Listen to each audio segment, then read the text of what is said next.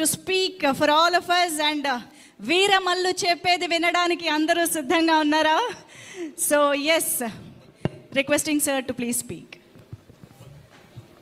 క్షమించాలి, నేను పోడియం లేకపోతే మాట్లాడే పరిస్థితిలోకి వచ్చేసాను. అందరికీ పాత్రికేయ ముఖ్య మీడియా ఫ్రెండ్స్, పాత్రికేయ సోదరులందరికీ, each and every eminent senior journalist, for all of you, my heartfelt apologies for getting delayed. క్షమించాలి, కొంచెం గంటన్నర 2 గంటలు ఆలస్యమైంది. ఈరోజు 26-24 క్యాబినెట్ మీటింగ్ ఉండటం వల్ల అది కొంచెం తర్వాత ఫాలో అప్ రివ్యూస్ ఉండడం లేట్ అయింది. మనస్ఫూర్తిగా క్షమించమని అడుగుతా ఉన్నాను నా ఆలస్యానికి. నా జీవితంలో మొట్టమొదటిసారి ఇలా ఏ మీటింగ్ అంటుందండి? Thanks meeting, success meet. Okay,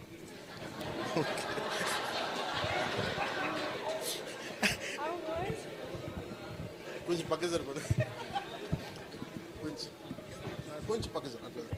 చాలు చాలు చాలు చాలు, ఏం లేదు అంటే. Thank you. మీరు వెళ్ళిపో.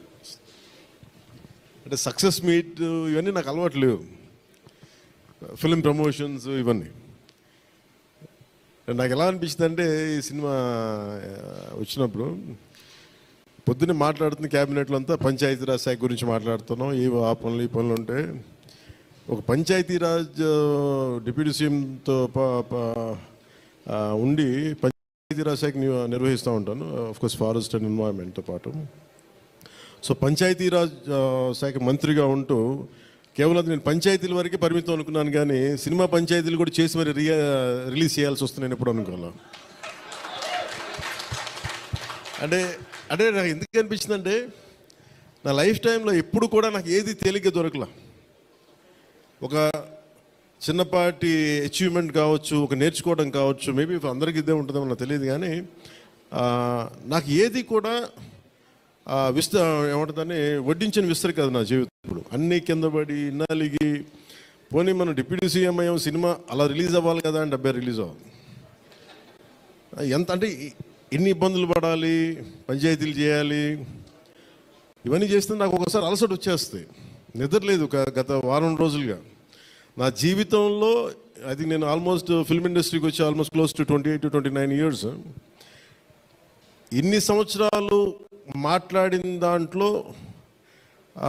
మొన్న 2 days ఈ సినిమా గురించి మాట్లాడిన దాంట్లో కనీసం 10% కూడా మాట్లాడి లాస్ట్ 28 ఇయర్స్లో.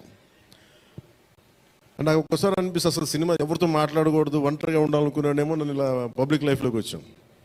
అసలు సక్సెస్లకి లేదా అన్నిటికీ అతీతంగా ఉండాలనుకుంటే నాకు భగవంతుడు నా చేత ఎలా చేయించాడంటే కూర్చోబెట్టి నీ సినిమాను కూడా ప్రమోట్ చేసుకునే పరిస్థితికి తీసుకొచ్చాను నేను. ఇది నాకు చాలా ముందస్తుగా చాలా ఆనందాన్ని ఇచ్చింది, ఒక బాధ్యత తీసుకోవటం. సినిమా సక్సెస్లు ఇవి ఎట్లా ఉంటాయి, రికార్డ్స్ ఇవన్నీ నాకు నిజంగా తెలియదు. నేను ఎందుకంటే అవి ఎప్పుడు తలకెక్కించుకోను కూడా. అది మంచి ఉన్నాయి, దాంట్లో పోయినవి ఉన్నాయి, హిట్ అయినవి ఉన్నాయి. ఇప్పుడు ఈరోజు ఈ సక్సెస్ కానీ ఇవన్నీ ఇది ఏ స్థాయి ఎలా అనేది నాకు నిజంగా తెలియదు యాజ్ టైమ్ అన్ఫోల్డ్స్. కానీ ఒకటేమనిపించిందంటే, ఫర్ ఏ వర్క్ అయినా సరే there is always a room for improvement. Definitely that will be considered, that will be taken forward and so.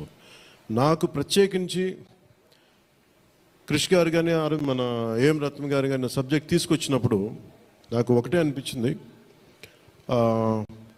ఇది ఎలా చేయగలం. ఎందుకంటే పీరియడ్ ఫిల్మ్ నాకు ఎప్పుడూ డౌట్, నాకు బేసిక్ అంటే ఎలా చేయగలం, ఎలా సాధించగలం అంటే they came out with good concept. కొంత గుడ్ ఆర్ట్ డైరెక్ట్ని తీసుకున్నారు, మన తోట తరుణి గారిని ఇనిషియేట్ చేశారు. ఎఫెక్ట్స్ ఎలా వస్తాయి అనేది, they might be some glitches, I don't as అంటే ఇంటా ఉంటే నాకు అనిపించింది గ్లిచెస్ ఉండొచ్చు, maybe it will be corrected, that's not an issue. కాకపోతే ఏంటంటే మోర్ దెన్ ఎఫెక్ట్స్ వీటన్నిటికంటే కూడా ఒక emotional engagement to a story. మనం ఒక సినిమాకి వెళ్ళినప్పుడు మనకు గుర్తుండిపోయేది ఏవి ఎలా ఉన్నాయని కంటే కూడా what do we carry in our heart. మన గుండెల్లో మనం ఏం తీసుకొస్తాం, ఏ జ్ఞాపకాన్ని పట్టుకొస్తాం, ఏ ఎమోషన్ని తిరిగి ఇంటికి తీసుకొస్తాం అనుకుంటే, నాకు ఒకటే ఈ సినిమా నేను ఒప్పుకున్నప్పుడు నాకు ఏమనిపించిందంటే, ఇది మొఘల్కి సంబంధించింది.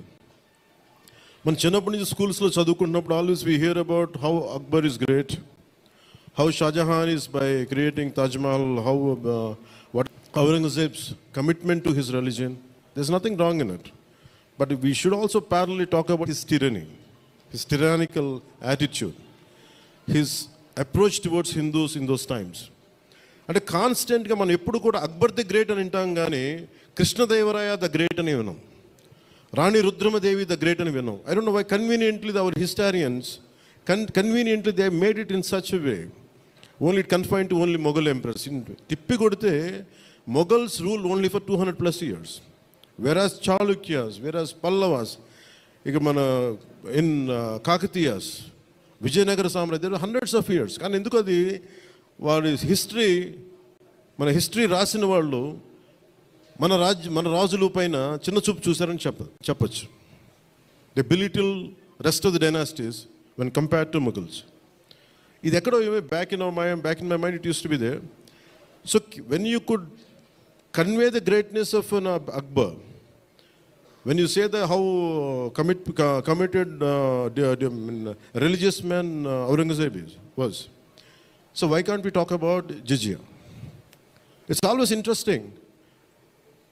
And no, being a Hindu land, ఇది నేను హిందూగా ఉండాలి, నువ్వు జిజియా నువ్వు పన్ను పే చేయాలన్న కాన్సెప్ట్ని ఎవరు దాన్ని ముట్టుకోలేదు, భయపడ్డారేమో, లేదా సెన్సిటివ్గా ఫీల్ అయ్యారేమో. బట్ నాది ఎప్పుడు కూడా టైట్ రోప్ వాక్. సో నాకు అనిపించింది దీన్ని ఎక్స్ప్లోర్ చేద్దామంటే చాలా సందర్భాల్లో కూడా ఏమైనా సమస్యలు వస్తాయా మనకి. ఎందుకంటే ఇప్పుడు ఔరంగజేబ్ చేసి వెళ్ళిపోయినా కానీ ఇంకా మన వాళ్ళంతా ఇంకా సెన్సిటివ్గా ఉంటారు ఏంటో మరి. ఔరంగజేబ్ చచ్చిపోయి చాలా రోజులైంది, శతాబ్దాలు అయిపోయింది, కానీ ఔరంగజేబ్ గురించి మాట్లాడగానే ప్రతి ఒక్కరు సెన్సిటివ్గా ఫీల్ అయిపోతూ ఉంటారు. సో ఇది నాకేమనిపించింది, let me explore the darker side of Aurangzeb, especially when it comes to jizya. రాజ్యాలను కొలగొట్టింది ఉంది, రాజుల్ని చంపింది ఉంది, కానీ బట్ ఒక సగటు మనిషి, common man in the Mughal period during Aurangzeb, he has to pay jizya. So why can't we explore this as మనకి స్క్రిప్ట్లో స్కోప్ ఉంది కదా, దట్స్ హౌ వి ఎక్స్పాండ్. ఆ ఎక్స్పాండ్ చేస్తున్నప్పుడు నాకేమనిపించిందంటే ఎప్పుడు రెవల్యూషనరీస్ ఆ రెబిలియన్ ఎలా ఉంటుందంటే స్పాంటేనియస్గా ఉంటాయి, వెరీ స్పాంటేనియస్గా స్పార్క్ అవుతాయి.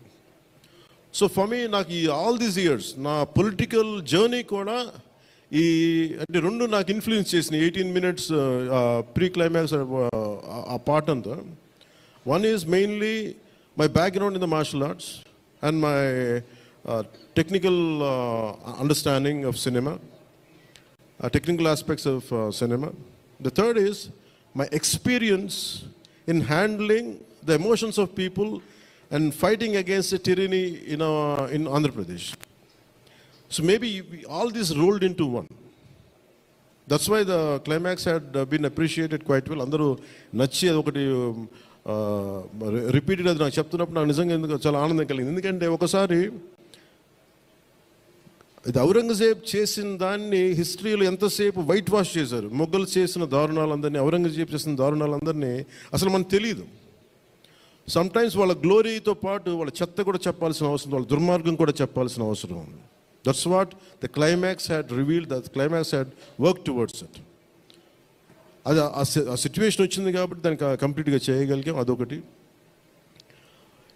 మెయిన్ నాకు ఈ సినిమా ఇన్ని ప్రాసెస్లో నేను ఎప్పుడు సినిమా గురించి నేను ఎప్పుడు టెక్నికల్గా నేను యాక్చువల్గా I'm quite reluctant hero, keep on saying this word. I'm least connected to, I like stories, I like to watch cinema, I'm an avid film watcher. బాగా చదువుతాను, నవల్స్ చదువుతాను, కానీ ఎప్పుడు నేను హీరోగా ఎప్పుడు ఊహించుకోలేదు. బట్ కాలం, డెస్టినీ నన్ను ఇలా తీసుకొచ్చింది, పాలిటిక్స్ తీసుకొచ్చింది. But my constant commitment is only one thing, no matter what you do, మీరు ఏమి చేసినా I want a part of myself should be able to help the cultural integration of our country, the cultural integration of Bharat. I'm deeply committed to that part. Alajepi, it is not about Hindus, it is not about Muslims, it's not about that. We choose the climax anta, it is good versus bad, good versus evil. Oka tyrannical king meeda tiragabadinde untundi. Antegani it is not about stroking the tensions, it's not about stroking the fear. Aa aspect a angle loki teeskelladalchukoli. మీరు చూస్తే ఈ సినిమాలో hero పక్కన special one particular character I had conceived during for the climax was when we're redoing the mean re-examining the screenplay. One is I wanted someone from ఆయన పేరేంటి జయసుధ గారి the tall guy.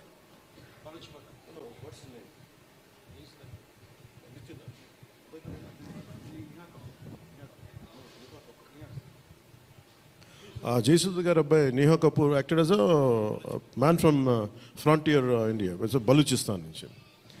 So అలాంటి క్యారెక్టర్స్ని తీసుకుని, ఎందుకంటే నాకు that particular character నేను అనుకున్నప్పుడు what కెల్ మీ ఇన్క్లూడెడ్ అనుకున్నప్పుడు I have included that part is only from taking the inspiration from frontier Gandhi, Khan Abdul Ghaffar ఖాన్ని థాట్లో పెట్టి. ఎందుకంటే సెకండ్ హాఫ్ చాలా ఎలాబరేట్గా ఉండేది కదా, దానికోసం నేను డిజైన్ చేసిన క్యారెక్టర్స్ ఫస్ట్ హాఫ్లో ఉంటే, but later it became part 1 part 2 అయ్యేటప్పటికి ఆ డీటెయిల్స్ లేటర్ సెకండ్ పార్ట్లో వస్తాయని చెప్పేసి దాన్ని ఎక్కువ రివీల్ చేయలేకపోయి ఈ పార్ట్ 1లో. అలాగే పార్ట్ 2 కూడా ఆల్మోస్ట్ ఒక 25 to 30% చేసాం. So that's where it stands. అది తొందరగా కూడా పార్ట్ 2 కూడా జరగాలని మనస్ఫూర్తిగా కోరుకుంటూ, అలాగే అసలు సినిమాని ఎట్లా ముందుకు తీసుకెళ్ళాలి, ఏమి చేద్దాం అంటే నేను కంప్లీట్గా పొలిటికల్ ప్రాసెస్లో ఉండి నేను సినిమా రిలీజ్లు ఇవన్నీ నాకు నిజంగా తెలియదు, నేను పట్టించుకోవడం మానేశాను, చాలా సంవత్సరాలు అయిపోయింది. ఆ టైంలో రత్నం గారికి అండగా